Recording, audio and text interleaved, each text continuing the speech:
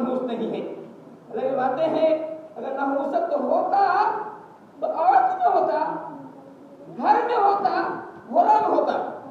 اگر نحوست ہوتا تو گھر میں، عورت میں اور گھوڑا میں ہوتا، لیکن نحوست نہیں ہے۔ عورت منحوس نہیں، گھوڑا منحوس نہیں۔ ہاں اگر گھوڑا آپ اس لیے رکھا ہے کہ میں لوگوں کو شام دکھاؤں، تو اگر کئی لوگ ایسا رکھتا اسے نہیں دیتا، حلال نہیں، جائز نہیں ہے۔ گھر بنایا ہے، گھر اتنا تنگ ہے، رہنے میں دقت ہوتی ہے تو باقی پریشانی کے باعث ہے، لیکن گھر بنایا آپ نے اس لیے بنایا ہے تاکہ لوگ پریشان کریں کہ غلط ہے۔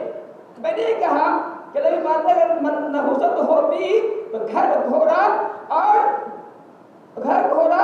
عورت ہوتا، لیکن نحوست نہیں ہے۔ اللہ تعالیٰ فرماتا ہے قل انی لا املک لکم لنفسی ضرا ولا نفع الا ما شاء اللہ، کہ لوگوں اے نبی آپ کہہ دیجئے کہ میں اپنے لیے لا املک لنفسی، میں اپنے لیے ضر کا اور نفع کا مالک نہیں ہوں۔ لا املکو، میں مالک نہیں ہوں اپنی ذات کے لیے، اپنی سراپا کے لیے، اپنے آپ کے لیے نفع کا نقصان کا مالک نہیں ہوں۔ لا املک لنفسی ولا ضر الا ما شاء اللہ، اور اللہ جو چاہے وہ ہو سکتا ہے۔ اللہ چاہے کہ مجھے نقصان پہنچے تو پہنچ سکتا ہے، چاہے کہ مجھے فائدہ پہنچے تو فائدہ ہوتا ہے۔ ہم نے دیکھا زندگی میں نفع بھی آیا ہے، نقصان بھی آیا ہے، ضر بھی آیا ہے، نفع بھی آیا ہے، فائدے بھی ہوئے ہیں، نقصان بھی ہوئے ہیں اور پریشانیاں لاحق ہوئی ہیں۔ حضرت زندگی میں یہ تمام چیزیں آتی رہی۔ حضرت کی بیٹی کو ایک نہیں دو بیٹی کو طلاق دی گئی، نقصان ہوا، پریشانی ہوئی، اب زندگی میں آیا۔ اگر آپ ہاتھ میں نقصان کا مالک ہوتے تو آپ کے نقصان نہیں آتا، لیکن تاریخ گواہ ہے، سیرت کتابیں موجود کہہ رہی ہیں کہ آپ دو بیٹی کو طلاق دیا گیا۔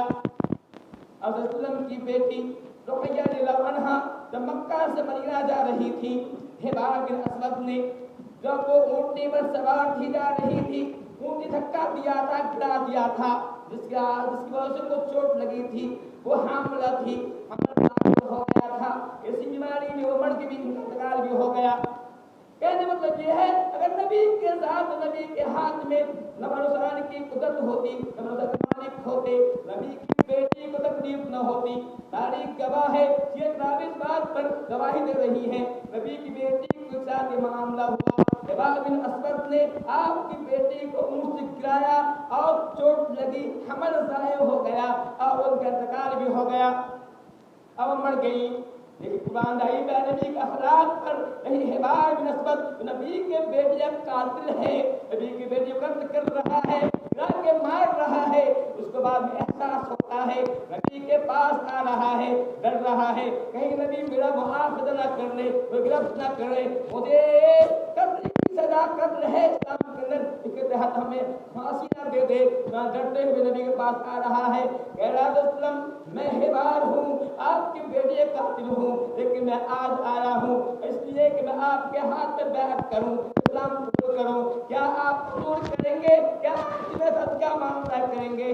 رسول نے اس کا چہرہ موڑا تھا، پھر رسول نے ہاتھ بڑھایا تھا، بیعت کیا تھا اور اس کو معاف کر دیا تھا۔ میں یہ کہہ رہا تھا نبی کی زندگی میں نقصان بھی آیا ہے، تکلیف بھی آیا ہے،